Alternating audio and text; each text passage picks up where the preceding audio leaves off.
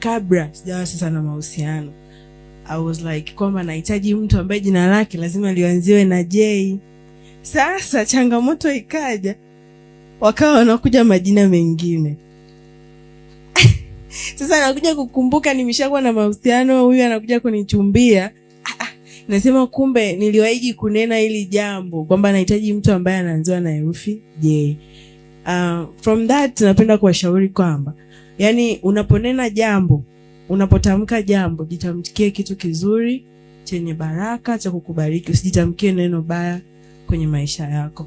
Lakini mwisho wa siku Mungu alinipatia Yeremia.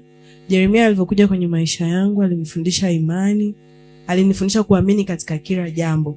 Mimi ni last born, I'm a crying baby.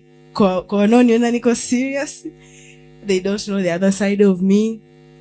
Lakini ni mwepesi sana kukaa na kitu, yani naweza nikakaa nacho kikaniumiza kwa muda fulani, nikishindwa nitakwambia. Alinifundisha kutoka huko, akanifundisha kuamini neno la Mungu, akanifundisha kusimama katika kila jambo. Kuna sehemu nilikuwa naona siwezi, lakini ananiambia you can do it, go ahead. Nikifanya hiki ananiambia ufanye hivi utafanya vizuri.